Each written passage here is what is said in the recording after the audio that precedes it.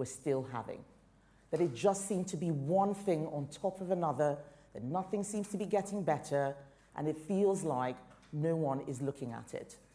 Our country is tired of politicians promising the earth, but never having a plan to deliver it. They've seen it all before, and they aren't falling for it again. And part of this is because too many politicians haven't worked normal jobs or run proper businesses. Most of Starmer's cabinet have barely even worked for a business, let alone built one. They've never ever had to live with the consequences of their mistakes. So we need to change. Change that actually sorts out our problems. Change that we should have done more of. Change that Keir Starmer is clearly not bringing. And that means the Conservative Party doing things differently under new leadership. First, we must restore trust. We will start by fulfilling the role the British people gave us, being an effective opposition, fighting for common sense and truth, building a plan which actually delivers. We need the government to do well in order for our country to do well. But they are failing on the basics. Labour may have a supermajority in Parliament, yes they do, but they are fast losing their legitimacy in the country. And why? Because during the election, Starmer hid that he doesn't want what the British people want. But everyone can now see the truth. He's a lawyer, not a leader.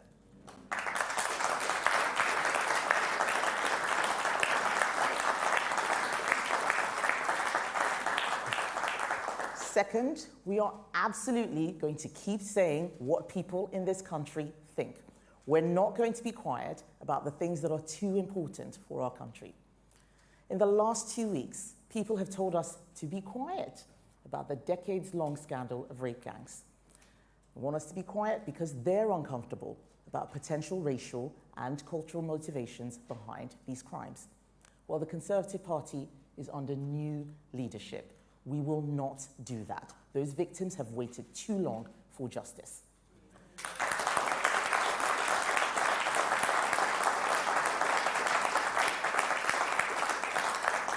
Let's take the post office, another scandal that needed addressing. Hundreds of postmasters wrongfully convicted, decent lives ruined, a national scandal. We were told that it was being sorted, that ministers didn't need to get involved. And yet the system was so slow. So I made sure that victims got justice with an unprecedented law to quash the unfair convictions of sub-postmasters. Under my leadership, our party is going to be about telling it straight. We need more people in politics who will do the right thing and who will use their common sense even when they are attacked. When I was a minister, I took on extremists who were putting women and children in harm's way. They called me a transphobe. They even called me homophobic. They said I was fighting culture wars as I tried to stop young children from receiving irreversible transgender procedures without any evidential basis. That same ideology led to male rapists being put in female prisons. This was one scandal other politicians were too scared to tackle and tried to ignore. I fought and I won. We will not ignore.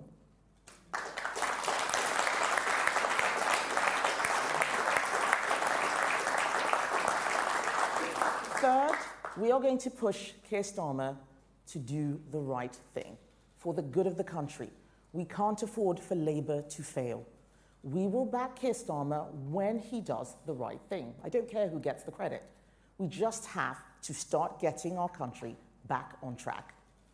And finally, we are going to tell people why conservatism matters. We have gone through many iterations over these past 14 years, and at times it felt like our core beliefs had become secondary. It left people disillusioned. It made the task of governing harder, and it didn't work. No more. To rebuild trust, we have to show how conservatism improves the lives of British people. We will read society, not just calculate what they can take out of it. We will again be the party of meritocracy. We believe that if you do right by your community, your family, your society, you will succeed. And if you don't, you likely won't. Our society is treating those people who do best badly and the people that do worst well. Everything is upside down. That's the opposite of fairness. Fairness is the idea that the ledger of life reflects effort, agency, and contribution. You know what helps working people? It's world-class schooling that allows them to master complex topics, it doesn't sugarcoat, and prepares them for the ups and downs of the future. You know what helps working people? It's being able to walk down the high street and not see antisocial behavior or the casual disregard of our neighborhoods because local bureaucrats have given up and crime is not punished. You know what helps working people? Ensuring that they don't spend January until June earning taxes for the government. You know what else helps working people? A government that demands higher standards from public services, that's able to discern between public spending that is vital, moral, and fair, and public spending that is wasteful and neglectful. That's my conservatism.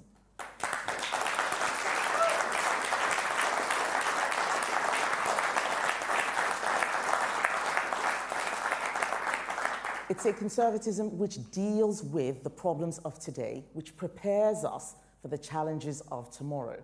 A conservatism which leaves a better legacy to the next generation of young people who will be around much longer, long after those in power now have left the stage. And real conservatism is intergenerational. It is guardianship. It isn't a quick buck for today. It's the guarantee that tomorrow will be better, richer, and safer. And why does this matter so much to me? It's because I know what it is like to have something and then to lose it. And I don't want Britain to lose what it has. I grew up in a poor country, and I watched my relatively wealthy family become poorer and poorer and poorer, despite working harder and harder as their money disappeared with inflation. I came back to the UK, age 16, with my father's last £100 in the hope of a better life. So I have lived with the consequences of terrible governments that destroy lives, and I never, ever want that to happen here.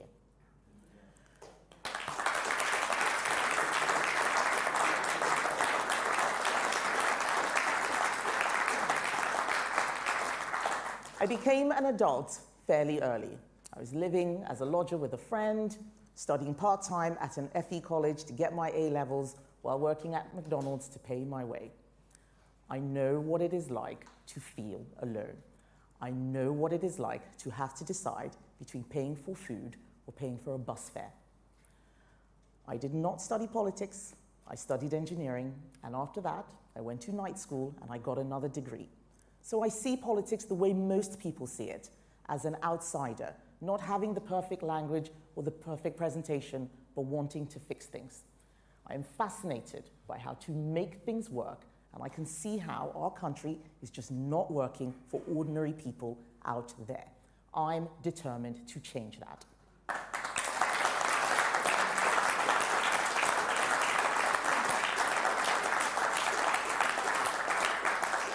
So the Conservatives are under new leadership. We are going to do things differently. And this is my message to people watching today. We need a government that supports, not punishes those who do the right thing. We need to rebuild the state to be more focused, more efficient, and more effective. We need to make our country more resilient, secure, and prosperous, where hard work is rewarded, where children can have a better life than their parents. It may not feel like it right now, but our country's best days are ahead of us. Britain is a land of opportunity, not a country to apologize for. So if you want real plans rather than announcements, join us. And if you want a better country for our children, join us. Together, we can fix the damage that Labour is inflicting. Together, we can make politics work again for the first time in a generation. The Conservative Party is changing. We are under new leadership. We are back in the service of the British people, and we are going to give you your country back.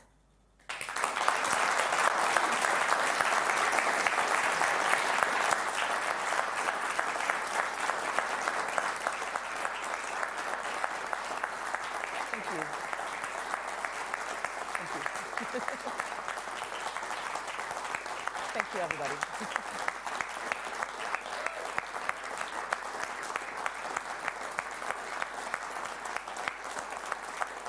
Thank you, everyone. I would now like to take some questions from the media. And I have a list here, the first being Martin Brown from the Daily Express. Thank you very much. You talk about you want to do things differently. You were part of the last government, and so what are you going to do differently about Brexit? What specifically are you going to change? And if I may, on Keir Starmer, you said that you would back him if he makes the right decisions. Will you back him if he sacks Rachel Reeves as Chancellor? So, on the first question, doing things differently doesn't require us to steer away from conservatism. We are conservatives. I want to take us back to the very best version of who we are. On Brexit, I think there is a lot more that we could have and should have done. I did what I could as business secretary. I removed the supremacy of the European Court of Justice. We removed about 4,000 EU laws. But what we need to start doing is looking at where we have competitive advantage with countries around the world and use our regulatory system to exploit that competitive advantage. What I worry about with Labour is they're looking to just copy what is already out there and just stay aligned with what the EU is doing without thinking about what is best for the UK. We have to think about what is right for our country first and then make decisions that are in the interests of the British people.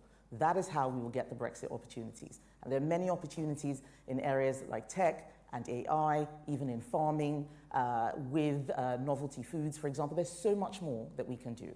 And so, yes, I will back Keir Starmer if he does the right thing using Brexit opportunities. If he does the right thing with Rachel Reeves, I will also support him in that. But his women problem is not my concern. I have to focus on the Conservative Party and making sure that we rebuild the trust of the British people.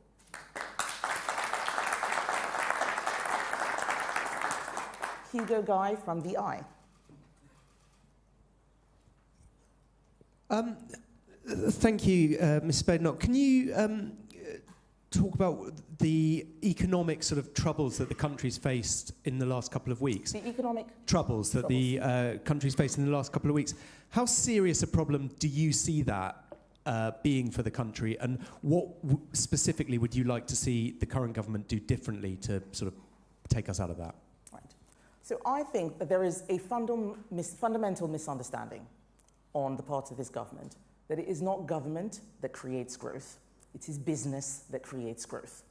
And sometimes actually government needs to get out of the way. They believe that they will create growth by telling business what to do. They've put on an enormous amount of burden with Rachel Reeves' last budget, not just with national insurance, but also with things like the family farms tax, the family business tax. And then you look at what's coming down the line. Their employment rights bill is going to be a disaster. No growth is going to come. I have been speaking to businesses since before I was leader. And what I can tell you now is that this budget has demoralized them. They are telling me that they're closing down. They are telling me they're letting people go. They are definitely not hiring. On Friday, as I said at PMQs, one business said, I don't think I'm going to be here in 4 years. I may not be here next year.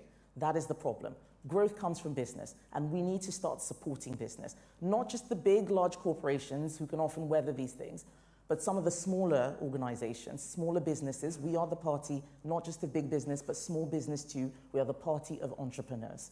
And we need to start creating policies that support those who want to start taking risks, start employing, creating businesses, because that is what is going to generate wealth for our country.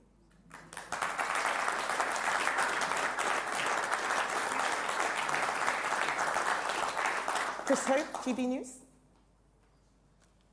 Christopher Hope, GB News. Kemi Badenoch, it's mid-January.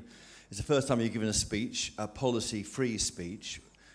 The polls have reform ahead of you in the polls. You're going backwards, according to YouGov this week. Why have you allowed Nigel Farage to make all the running, become the voice of the right, as he seems to be at the moment? And can you answer yes or no? Will the Tories and Reform UK merge to beat Labour before the next election? Thank you, Chris, for your wonderful question. So first of all, I will start by saying that Nigel Farage says he wants to destroy the Conservative Party. Why on earth would we merge with that? First of all. But on the point of not having policies, I've just told you, Chris, policies without plans are just announcements. What the Labour Party has been doing, what Reform is doing, is making announcements. We did that as well, and people didn't like it. How well did net zero work? That was the policy. Where was the plan? So what I'm saying is that we're not going to start making promises without plans. We do have policies. We want lower taxes. I've said that we're going to reverse some of the stupid things that Labour's doing, like taxing family farms, for example. We have positions on all these things. We want stronger defence. We want to make sure that we lower immigration genuinely. Those are policies. The plans are going to take time. And that means us going away, thinking about them, and developing them with the expertise of people around the country, not just going on TV and saying what we would like to do. That is not serious.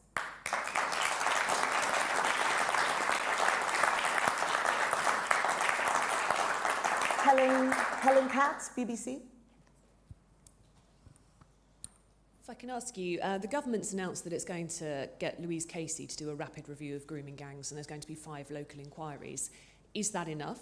And if I may, your message has been Labour's getting it wrong. You in the past have got it wrong. So why should voters not just be looking for a different option? Why should they wait to see if you get it right this time? Thank you. So I welcome any work that Louise Casey is able to do in this area of the rape gangs. But I don't think that local inquiries are enough. Oldham has decided not to do a local inquiry and asked for a national inquiry because it knows that local inquiries are limited. We had people resign from the Greater Manchester local inquiries because they couldn't get the evidence they needed. They couldn't summon people. Only a national inquiry can do that. That is why we are calling for a national inquiry. It doesn't need to take forever. It can have a limited terms of reference. So all work being done in this space is welcome, but we still need a national inquiry. And on the point of why should people trust us now, we are working to rebuild trust. It is true that we got some things wrong, but we also got a lot of things right too, like on education. And Labour are unravelling not just what we did, but also the 30-year consensus going back to Tony Blair on increasing standards and improving the quality of education in this country. We're going to need people who understand this and who know how to build, not just people who have emotions, people who can think about a plan, develop one, and deliver it. And I think only the Conservative Party can do that.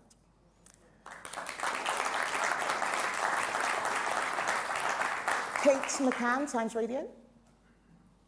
Thank you. Kate McCann, Times Radio. Kemi Badenoch, in your speech, you accused Keir Starmer of legalism without leadership. I suppose I want to have another go at what Chris was asking you, because some people might say, you know, that speech would make a great column or a think tank paper, but it's not leadership. Leadership is about doing something. So when will you stop explaining the problem and start doing something? And if I might add, you were asked about Rachel Reeves and you said Keir Starmer's woman problem is not my concern. What's the relevance of her gender there? Thank you. Thank you. So on the point of showing leadership, we have to do the job that the British public have given us, and that is to be an effective opposition. I know that most of the times that we spoke, I was business secretary, but we are not the government now. We don't do, we effectively hold the government to account. What I can do is set out a plan, show a pathway for how we can have a better country in the future. That is what I'm doing now. That is exactly what I'm doing standing here. And one of the things that we're going to need to do is show that we are different. That is showing leadership. I have to do that. That is my job as the leader of the Conservative Party. There are many things that I disagreed with under previous premiers. I'm not here to litigate the past. I'm here to set out the future. And you ask, what is the relevance of Rachel Reeves' gender? Well, when she stood up in her budget, she wanted everyone to know that she was the first female chancellor. I didn't stand up here congratulating myself for being a female leader or being a black leader. And that's why when you open the door to those things, it means that people can comment on them. Thank you.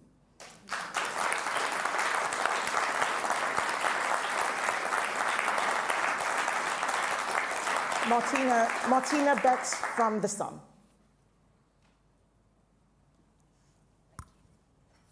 Martina Betts from The Sun, and if I may, I would like to ask you a story on our front page today. Do you think heads should roll at the BBC for failing to vet a rapper who turned out to be a convicted killer? And should the public have been told about who he was before listening to his music? And just on a broader point, what are your thoughts on the BBC licence fee? Thank you. Okay. I pay my BBC licence fee regularly, and that's all I will say on the BBC licence fee. But on the broader point, I do think that serious questions need to be asked. I haven't read the full story, but I saw the headline on the cover of The Sun, and I think it is absolutely shocking that someone who murdered someone is then being promoted by the BBC and allowed to share lyrics that I understand are violent. But it also speaks to a broader problem about how we treat people who do wrong things, and also the relationship that the state has with a lot of musicians and organizations. The public sector should support free speech. That doesn't mean it needs to pay for it. I had a similar problem when I was business secretary. There was an organization called Kneecap, IRA supporting, and lots of violent lyrics, and I stopped public funding for it. I don't think the government should be paying for these things. I don't think public broadcasters should be paying for these things. And they took me to court. Labour decided to drop the case. They are not serious. We need to show and we need to set an example, and we need to show where we draw the line about what we think is right or wrong. It's not about free speech. And I think that there is a broader problem here where we've forgotten how to calibrate when to say something, when to get involved, when to step in. And I think that that's what's happening at the BBC. Sam Coates, Sky News. Sam Coates, Sky News. Kemi Badenoch, listening closely to your speech, I'm just wondering whether there's a danger that it's all just a bit, well, depressing. Because you gave a long list of things that you think are intractable problems and a long list of things that you're against, Tory politicians, Labour politicians, national officials, local bureaucrats, parliamentarians, all sorts of policy failures. You haven't given much sense of a solution. You're quite upfront about that, but isn't this an issue?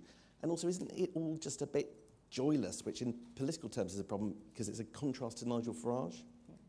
So I think that this is a great question. And I'm speaking based on where the Conservative Party is. We have just suffered our greatest ever defeat, ever, in hundreds of years. I don't think the public will start trusting us if I turn up looking like I'm having a great time and everything is fantastic. I want them to know that we understand why they asked for change, why they voted pretty much every party they could do in order to kick us out. So I'm doing a serious job here. I'm talking about new leadership, and I want them to know that things are different and we are going to be earning their trust. But I did say some positive things. I've talked about the next generation. Intergenerational unfairness is something that I really care about. We've got to give young people hope and optimism. We've got to give them sunlit uplands, and I will do that. Nigel Farage has been knocking around for 20 plus years. He's been leading all sorts of different parties, so he's had a head start. I've been leading the Conservative Party for 10 weeks. Let's see where we are in a few months and a few years. Thank you.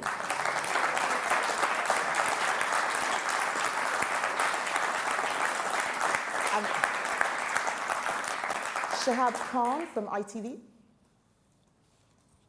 Hello, Shihab Khan from ITV News. During your speech, you spoke about telling the truth about mistakes that previous Conservative governments or Conservative leaders have made. Mm-hmm. Given your current position on grooming gangs, do you therefore believe it was a mistake from previous Conservative governments not to call for a national inquiry during their 14 years in office? And a second question, if I may, do you still stand by your position that Reform UK's membership numbers are inaccurate? Right. So on the first point, I do think that we should have had a national inquiry, but I only think this now, having looked at the recommendations of the ICSA report. So we commissioned inquiries. We had local inquiries. We did a lot. We had, even after that report had recommendations, we had a gangs task force that found 550 new perpetrators. That is why I think we need a national inquiry. So we did some things, but as the results came in, my view is that we should have done more. So saying it was a mistake would be hindsight analysis. At the time, we assumed that those inquiries would cover it. Now we can see that there is still more to do. So let's do more.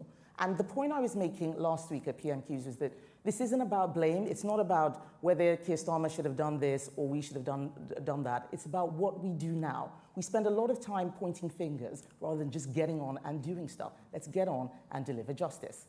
And on the second question, I stand by the tweet I made at the time. I think if you read it very carefully, you'll see I was very specific. But I don't think the public are interested in litigating membership numbers. They want to know what we are going to do for them. And that is what my speech today is about. And finally, Katie Balls from Spectator.